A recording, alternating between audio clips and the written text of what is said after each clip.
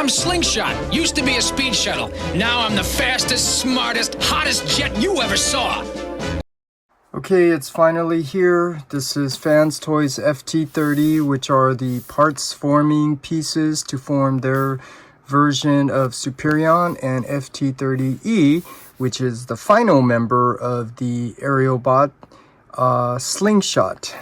So here's a look at the front of the box with nice sketches capturing the toy style that you could see with all the parting lines and pins and stuff. But it's a nice sketch, nice perspective there. And the back of the box, you could see your typical product images. So let's come down here so we could take a closer look here. And you could see the group shot of finally all the Aerialbots. And you have the option here to have Superion looking like the cartoon with the red visors and the face mask, or the toy version with the blue visors and the face plate.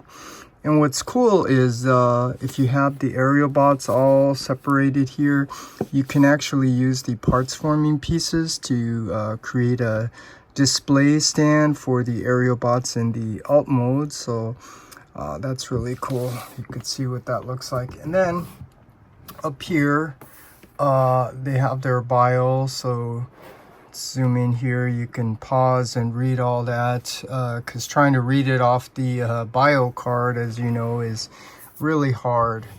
And then the side of the box is pretty much just the same art, but the top of the box, you could see, you know, the nice artwork of Superion, Etherion, and the bottom is just the bottom fold up pieces for the box. So that's a look at the box. Okay, here's a look at Slingshot, but first let's go over all of the accessories, starting off here with all the parts to form Superion. So first, you could see here is the body chest part for Superion with the Autobot symbol. And here you could see it comes with the two hands, which are nicely sculpted, and a lot of good articulation there. And also the feet, which are really heavy because there's a lot of die cast there. You get alternative antennas for the toy version head, and you also get alternative face plates for the alternative toy version head. And then you do get his nice signature Superion gun with the wings back there. And I am going to do a separate video just going over this more in detail as it forms, you know, the display stand for the alt modes for the Aerialbots. And then down here, you could see these are the accessories that come for Slingshot. And so interesting, they give you two guns here, unlike their Fireflight. They only gave you one that splits in half. And then they gave you the blue transparent piece for Fireflight, which you could see I already swapped that out. And what's also cool is they gave you alternate faceplate, you know, because there were some scenes in the cartoon where he was kind of like smiling like that. So that's cool. And then, of course, my favorite, the bio cards. So you could see we do got now a complete set of the bio cards, and the bio, which I always pointed out, this is an issue. You cannot read the bio unless you actually, zoom in and pause and read that. So yeah, I mean, you're gonna have to just accept the fact that FansToys is never gonna fix this. They're gonna stay consistent with their card style. But what's cool is now we have an extra card for Superion, which is cool. And the back, the same issues here with the bio. You can't really read it unless you zoom in and pause to read all of that. So That's what you get with the bio cards. And last, as always, the instructions, which is done in this really thick booklet style, which is really cool. And here you could see all the contents of everything that you should get, and the transformation for Jester, or their version of Slingshot, which actually was pretty fun figuring out how to transform, because they did a nice job. But that's a look at everything you get. And so now let's take a closer look here at Slingshot. Okay, so Slingshot first, as always, let's compare this with the animation model. And you could see they did a really nice job capturing the toon aesthetics, but there are little bits of details here and there that FansToys put in their own style to it. So one, obviously you could see the transparent for the plastic for the chest and the hips here, which makes it have like a premium look and finish to it, especially with the metallic painted details inside, so it kind of shines through. That's their own design style, which looks really cool. But I did want to point out that they sculpted this transparent plastic, so it actually does have the details to be very cartoon accurate. Like here, there's those two little rectangle shapes, and up here there's 3 sculpted rectangle shapes up here. So they did a nice job there. And then they did put in little details here, like the toes here, those little rectangles. There's just their little accents here and there. And just being a little nitpicky here, but you could see this isn't very clean. There's the tab and the slot here because they kind of tab together. They could have redesigned it better, so it would have been much cleaner, just the stripes there, but you know, that's just being nitpicky. And in terms of the back, you could see they also did a really nice job cleaning this up. And I know a lot of people complain about this back piece, which I like to call his hip or his tail cape, which is very toon accurate, so it doesn't really bother me.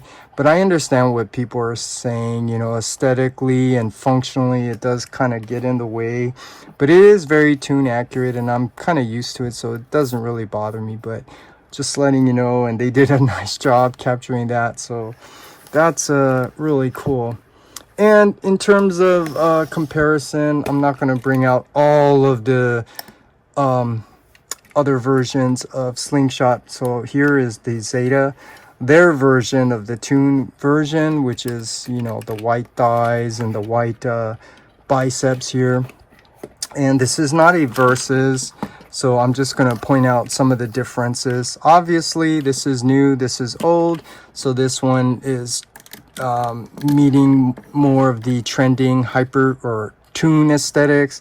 This is the older masterpiece style, so it has kind of like that stylized rendition of the character with all this extra sculpted detail that you could see here, like the red triangle there, the silver painted here, the yellow on the chest, and the stripes, silver stripes here, which it actually looks nice, because I did used to like this back in the day, all the nicely extra added detail, because it does make the figure look nice. But you know, my preference now is more the toon accuracy, so that's why, you know, I do like FansToys, and this now goes with my old masterpiece collection. And yeah, that's one of the major differences. So it just depends on what your preference is. And also the other difference between the two, which is a major factor for a lot of people, is the price. Obviously, Zeta's was much cheaper, and people complain about the price of this. And I do agree with the overly priced FansToys in terms of how much you're actually getting, because I don't think FansToys is really giving us a lot for how much we're paying for the figure. But overall, you know, you're paying more for, you know, better quality plastic, the paint, and this nice premium finish, the die cast and stuff. So yeah, I don't really complain too much about it. But most importantly is the form and function, the quality of the figure. So yeah, that's the big difference. So let me see if I can explain this as simply as I can. But first of all, the quality of the plastic here is not as good as FansToys. This is harder, thinner plastic, so this is prone to breakage if you're not being very careful. So you do have to be extra cautious when manipulating this during transformation because of the type of plastic that they used and how thin it is.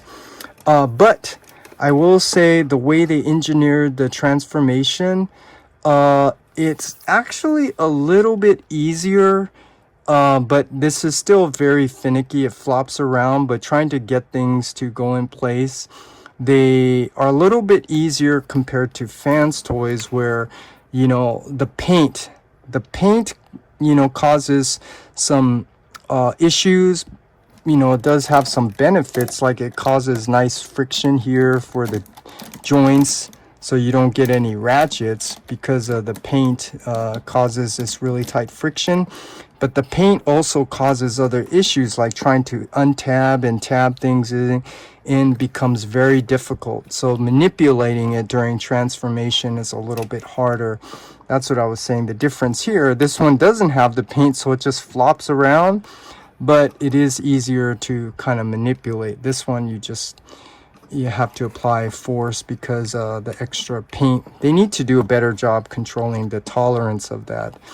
But there's the difference here. And this one, like I said, this has the better quality plastic, the paint. So you obviously, you know, it feels better, it functions better for the most part.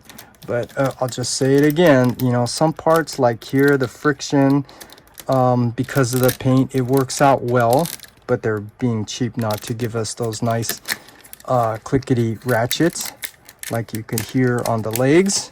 But then it causes other issues, like I told you, trying to tab and untab things in, like, yeah, even like this wing, how it's so hard to manipulate. And yeah, you really need a good transformation guide, because if you don't know what you're doing, you know, you have to apply force. And I see on Facebook some people break things just because, you know, I'm telling you, the tolerance causes some issues. Tolerance from the paint causes some issues. But anyways, I don't want to go rambling on and on. I just wanted to make sure I pointed out some of the differences there. But in terms of which one is better, again, this is not a versus. One's not better than the other. I just point out the difference. Obviously, this is old, this is new, this is the more toon aesthetics, this is more the stylized version. This one's cheaper, this one's more expensive. So then it's really all up to you based on what your preference is. I actually like both, but if you know me, I'm really all about toon aesthetics, toon accuracy, so I do like this.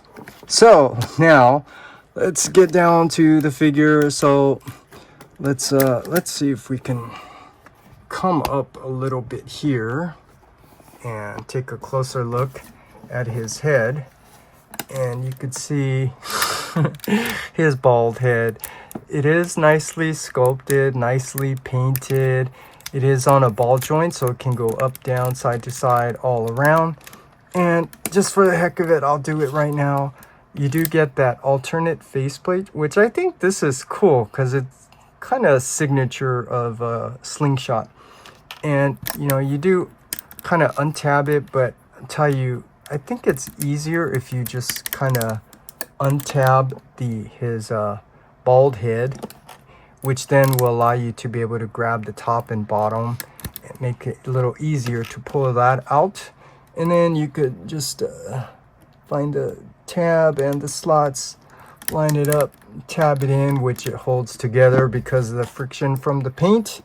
And then you can give him his top of his head. And yeah, this one actually looks a little bit more like Slingshot to me. Very characteristic of Slingshot. So that's the head, and then the shoulders here, they go out to the side, front and back. And like I was telling you, there's no nice ratchets, but you could see it holds together because of the paint. And then the bicep, also the same thing, swivel. The elbow joint only bends 90 degrees. And I'm starting to notice some things that, you know, someone else pointed out to me, that FansToys articulation is, you know, really limited. And a perfect example is, this is all the waist rotation you get, and you don't get an ab crunch. So yeah, this is like all their other Aerialbots. They're limited articulation, which that does cause some issues with getting some nice poses. But you could see his legs here, the hip skirts. You can go up and down on the nice ratchet, which would have been nice up here as well. You do get thigh rotation. You do get nice ratchets for the knee, which would have been nice to have on the elbows. And then down here on the feet, you do get the ankle rocker, and no toe tilt up, but you do get toe tilt down. So in terms of the articulation, yeah, it's I have to agree with what someone else pointed out, that FansToys, it's not all of FansToys, but it is their Aerialbots. They do lack in the good amount of articulation. So yeah, I don't know how I actually feel about it, but you know, I'm just pointing out that it does lack some articulation, but you still can get some nice poses out of it, like you could see, but you can't really get dynamic poses. So yeah, it just depends how you feel about it. But you know, I just thought I'd point that out so you could see what it looks like. It's not bad. And because of how heavy it is with the die cast, it does have some issues with standing. So that's a look at Slingshot. And so now let's bring out his other team members and take a look at that. Okay, here's a look at all of them together. And here you could see what they look like. This set looks really, really nice. So let's zoom in, take a closer look. First, let's get a nice look at Slingshot. So you could see what he looks like next to Silverbolt. You could see it looks really nice. And then Fireflight, which yeah, I have some issues there. I mean, these two are pretty much the same design. It's just, I don't know why they went a little cheap on this one, such as like covering up his face here with the bottom part of the plane, which they didn't do, but they did it here with Slingshot. But yeah, you could see really nice. And here you could see he does now have the accurate colors for his hips there. And what is it, Silverbolt, Air Raid, Skydive? Yeah, Skydive. Here's Skydive, so you could see what he looks like. And see, he's having trouble standing because that's the issue with a lot of these figures. I think everyone already knows that's one of the issues with these Aerialbots here by FansToys. They have difficulty with standing. And you could see here's Air Raid. I actually like Air Raid, so you could see what they look like. And this is the best I can get in terms of dynamic pose, because like I already pointed out, you know, the articulation is very limited, and because of the issues with the weight and stuff, they do have some difficulty standing. But once you get them all up, you could see this looks really nice. So I just thought I'd give you a nice look at all these guys together with the Autobot symbols. That's one of my pet peeves. Every time I see the reviews and stuff, it's Yeah, I think you really need that accent from the Autobot symbol. But anyways, that's a look at all the Aerialbots finally all together.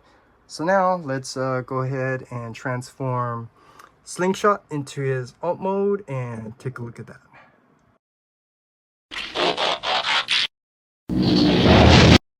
Okay, here's a look at Slingshot in his alt mode. And first, as always, let's compare this with the animation model. And you could see how well they captured the toon aesthetics. They did a nice job. You could see the canopy here is orange, so that's more toon accurate. The stripes here with the blue and the red. But the shape and proportion of the plane, it's actually off.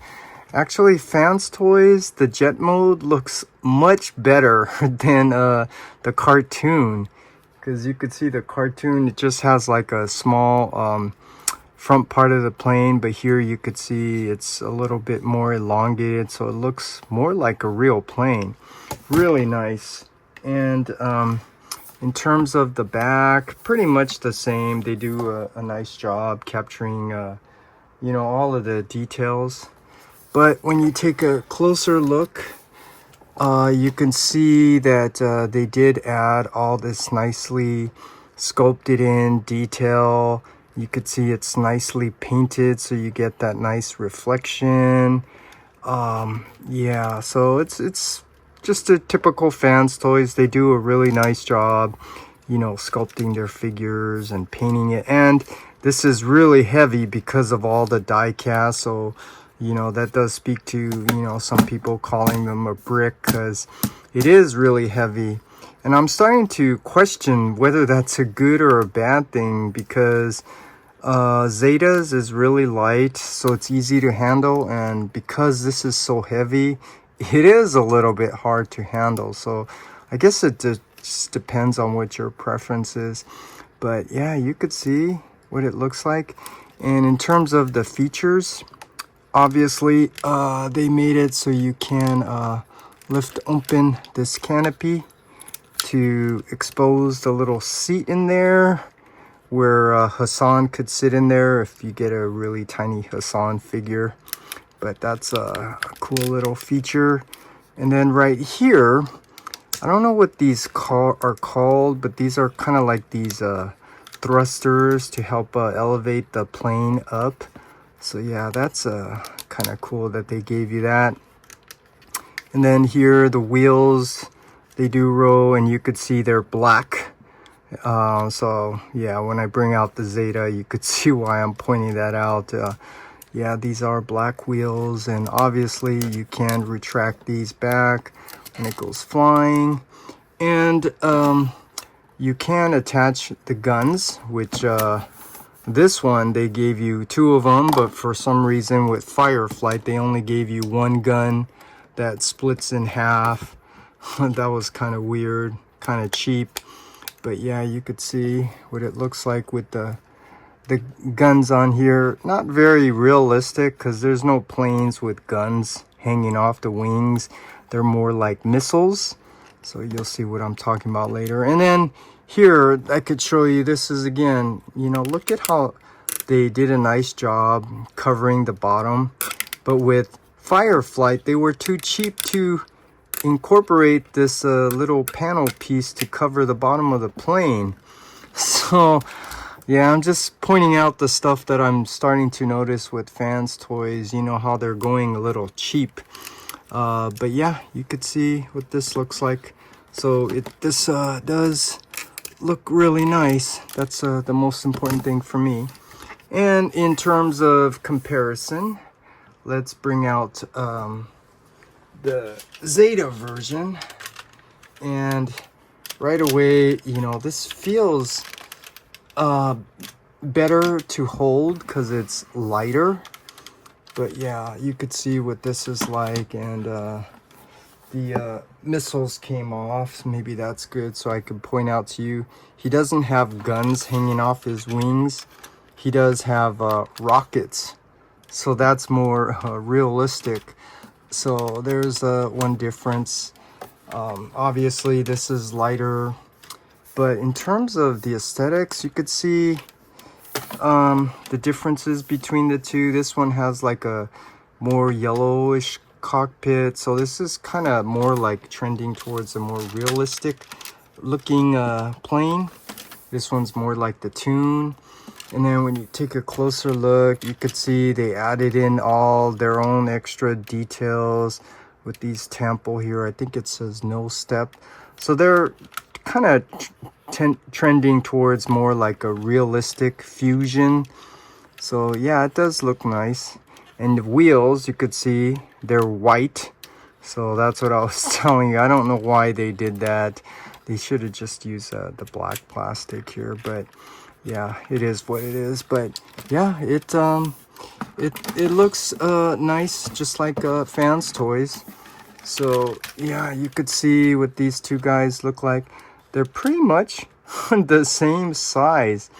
And in terms of the differences aesthetically, it's a little hard to explain, but I think this one's shape is a little bit more accurate to the Tune, because you could see this front part, you have this big old box square kind of that forms his chest.